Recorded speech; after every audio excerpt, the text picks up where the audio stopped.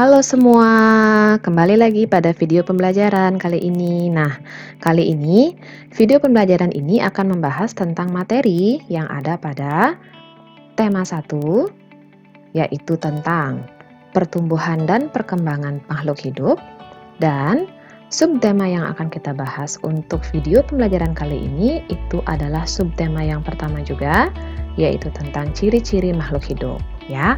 Nah, jadi video kali ini akan merangkum semua materi yang ada pada tema 1 dan subtema yang pertama juga, ya. Apa saja isinya? Let's check it out. Yang pertama yang akan kita bahas di sini tentunya adalah tentang makhluk hidup, ya. Ada yang tahukah jenis makhluk hidup itu apa saja? Iya, makhluk hidup itu ada 3. Yang pertama adalah manusia, yang kedua adalah hewan, dan yang ketiga adalah tumbuhan. Nah, kenapa hanya ketiganya ini yang disebut dengan makhluk hidup? Oke, jadi manusia, hewan, dan tumbuhan disebut makhluk hidup karena mereka itu memiliki ciri-ciri. Nah, jadi karena mereka memiliki ciri-ciri inilah mereka dikatakan sebagai makhluk hidup. Nah, apa saja ciri-ciri dari makhluk hidup? Oke, kita lihat pada slides yang berikutnya. Nah, di sini akan kita bahas ciri-ciri dari makhluk hidup itu sendiri. Nah, ciri makhluk hidup itu ada beberapa. Yang pertama, itu adalah bergerak. Yang kedua, bernafas. Yang ketiga, berkembang biak. Keempat, perlu makan dan minum. 5, mengalami pertumbuhan. Dan yang keenam, peka terhadap perangsang, ya. Jadi ada 6 ciri yang menandakan bahwa benda itu merupakan makhluk hidup. Nah, selanjutnya kita akan bahas sedikit tentang ke-6 ciri dari makhluk hidup itu sendiri. Yang pertama itu adalah bergerak.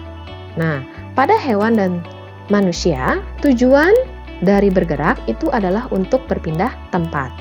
Nah, adapun beberapa gerakan dari makhluk hidup itu yang pertama adalah berjalan, baik dengan 2 ataupun 4 kakinya, terbang dengan menggunakan sayap, berenang dengan menggunakan sirip, merayap, dan juga melata. Ciri yang kedua, berkembang biak. Baik hewan, manusia maupun tumbuhan harus berkembang biak. Tujuannya adalah untuk melestarikan jenisnya agar tidak punah. Nah, contoh perkembangbiakan pada makhluk hidup khususnya pada hewan itu bisa melalui jalan bertelur dan juga melahirkan, ya. Kemudian yang ketiga itu memerlukan makanan dan minuman. Nah, makanan dan minuman ini diperlukan untuk membantu proses pertumbuhan makhluk hidup. Nah, makanan dan minuman ini juga merupakan sumber energi atau tenaga untuk makhluk hidup melakukan aktivitas atau kegiatan. Berikutnya adalah bernafas. Pada manusia dan hewan, bernafas adalah proses menghirup udara bersih atau yang dikenal dengan istilah oksigen dan mengeluarkan udara kotor atau karbon dioksida. Sedangkan pada tumbuhan, terjadi kebalikannya. Nah, hal ini disebabkan karena gas karbon dioksida itu berperan penting dalam proses pembuatan makanan pada tumbuhan, ya. Kemudian, contoh alat pernafasan pada makhluk hidup, yang pertama itu adalah paru-paru, biasanya ditemukan pada manusia dan juga hewan, insang, ikan dan hewan air lainnya, trakea itu pada serangga, dan kulit itu pada katak dan cacing tanah. Berikutnya, ciri yang akan kita bahas itu adalah peka terhadap perangsang. Nah, maksud dari peka terhadap perangsang itu adalah bentuk respon atau tanggapan makhluk hidup yang terjadi secara tiba-tiba. Contohnya, manusia akan tiba-tiba menutup matanya apabila melihat cahaya matahari yang menyilaukan. Benar ya? Iya. Kemudian yang berikutnya, kaki seribu akan menggulungkan badannya jika disentuh. Dan yang ketiga itu adalah daun putri malu akan menutup jika disentuh atau ditiup, ya. Itu adalah bentuk contoh, ya, kepekaan makhluk hidup terhadap perangsang yang diberikan. Kemudian yang terakhir, ya, itu cirinya adalah mengalami pertumbuhan. Makhluk hidup dapat tumbuh dan berkembang, ya. Jadi tumbuh itu artinya adalah bertambah ukuran tinggi dan juga beratnya. Nah, ini juga dialami oleh kita sebagai manusia, ya. Jadi berat dan juga tinggi badan kita pastinya akan mengalami penambahan ya, karena kita mengalami pertumbuhan. Nah, itu adalah penjelasan dari masing-masing ciri dari makhluk hidup. Mengerti kan sejauh ini? Oke, ya, kita lanjutkan kembali. Nah, jadi tadi disebutkan bahwa makhluk hidup itu adalah ciptaan Tuhan, ya. Dan sebagai ciptaan Tuhan, kita harus selalu bersyukur atas apa yang dikaruniakan oleh Tuhan. Nah, kemudian sikap bersyukur kepada Tuhan itu bisa diartikan sebagai ucapan terima kasih kepada Tuhan. Kemudian, kenapa kita harus berterima kasih? Karena Tuhan sudah menciptakan makhluk, ya, tidak hanya makhluk hidup saja, dengan bentuk terbaiknya. Jadi dengan bentuk yang memang sudah baik, yang sempurna, ya. Dan sehingga, ya, sebagai salah satu makhluk ciptaan Tuhan, ya, kita bertugas untuk memelihara dan menjaga tubuh kita dengan baik serta kesehatan tubuh harus tetap diperhatikan, ya. Nah, itulah maksud dari kata atau kalimat bersyukur kepada Tuhan. Jadi untuk apa kita bersyukur, ya, kemudian alasannya kenapa, dan kemudian hal apa salah satunya yang bisa kita lakukan sebagai bentuk rasa syukur terhadap Tuhan. Nah, selain hal tersebut, ya, adapun bentuk rasa syukur lainnya yang bisa kita tunjukkan sebagai bentuk rasa syukur kita kepada Tuhan itu antara lain yang pertama menjaga kesehatan tubuh, kemudian menghargai kemampuan yang dimiliki oleh teman lain, merawat tumbuhan dan hewan peliharaan, menjaga kebersihan makanan, mencuci tangan sebelum dan sesudah makan, berdoa sebelum dan sesudah makan, serta makan sesuai dengan kebutuhan. Ya, nah kemudian dengan bersyukur berarti kita sudah mengamalkan nilai dari sila pertama Pancasila. Adakah yang masih ingat dengan lambang dan juga bunyi dari sila pertama Pancasila? Iya, benar sekali ya. Jadi sila pertama Pancasila itu berbunyi ketuhanan yang Maha Esa yang dilambangkan dengan bintang. Nah, kenapa bintang dipilih sebagai lambang dari sila pertama Pancasila? Nah, kita perhatikan di sini ya. Bintang itu dipilih sebagai lambang sila pertama itu karena lambang ini menunjukkan bahwa bangsa Indonesia menyatakan kepercayaan dan ketakwaan terhadap Tuhan yang Maha Esa. Taat terhadap perintah Tuhan dilaksanakan selalu dengan menjalankan perintah Tuhan dengan baik.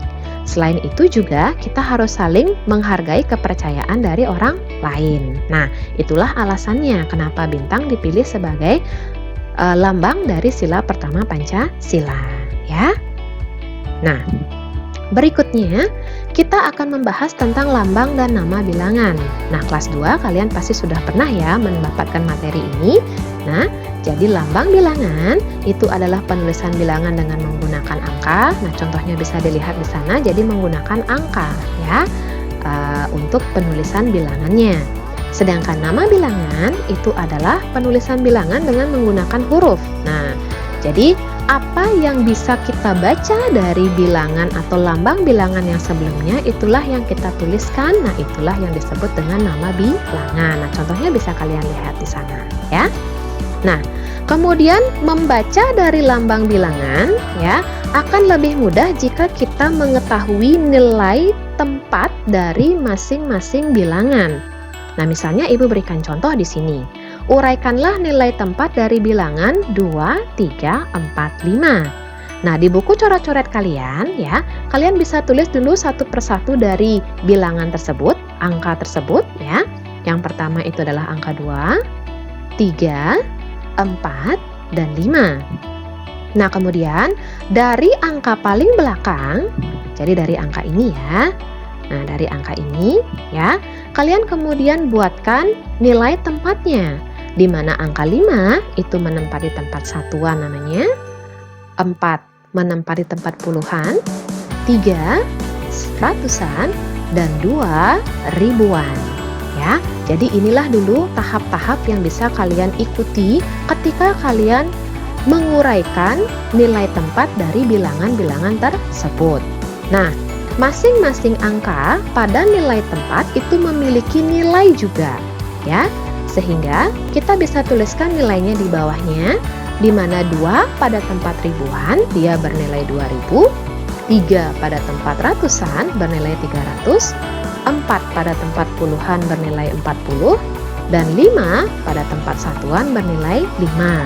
Sehingga ketika nanti kita diminta untuk membaca bilangan, kalian bisa urutkan nilai-nilai dari masing-masing angka pada nilai tempat yang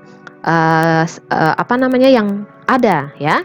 Berarti kita akan baca angka ini 2345. Paham ya? Iya. Berikutnya, setelah kita mengenal nilai tempat ya, maka kita akan belajar tentang penjumlahan. Nah, kalian pasti sudah sangat familiar ya dengan kata ini, penjumlahan.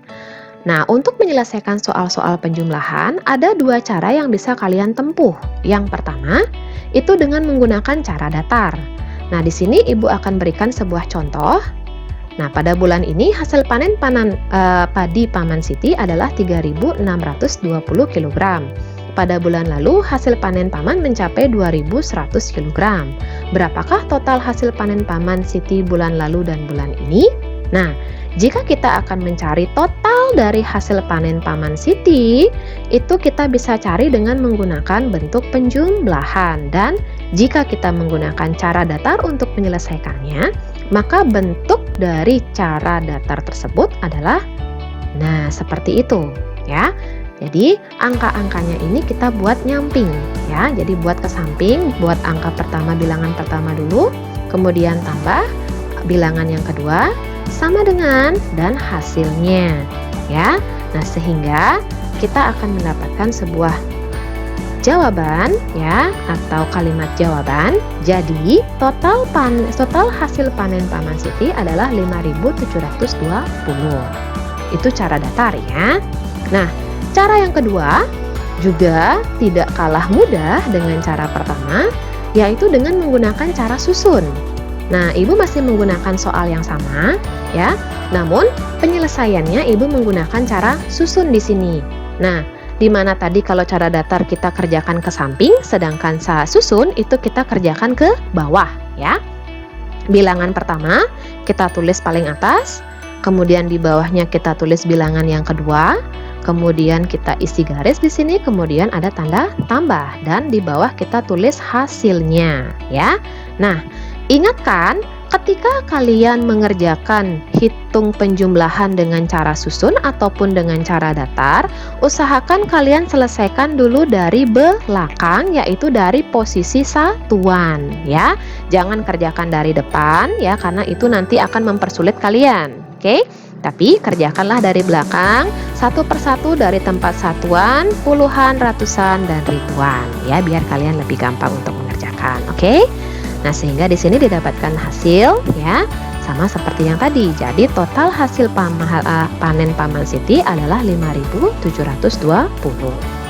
Oke, paham ya sejauh ini? Iya.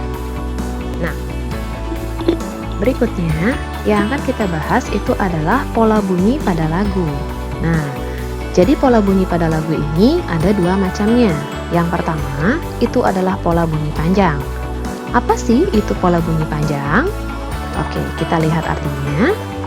Pola bunyi panjang adalah bagian lagu yang dinyanyikan dengan suara panjang. Nah, dalam keterangannya, pola bunyi panjang biasanya disimbolkan dengan tanda, seperti itu, ya.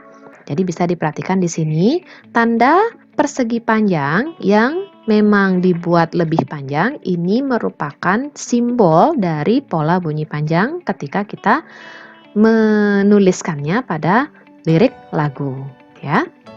Nah, yang kedua itu adalah pola bunyi pendek.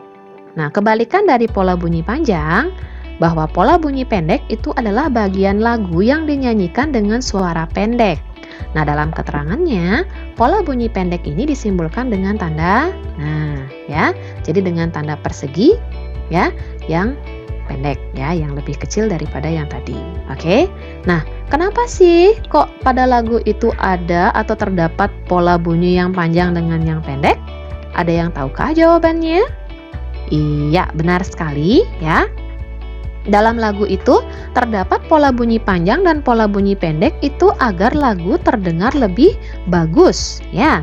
Jadi lagunya itu tidak monoton karena hanya terdiri dari pola bunyi panjang saja atau pola bunyi pendek saja ya. Jadi pola bunyinya itu dia akan bervariasi ya dalam sebuah lagu ya.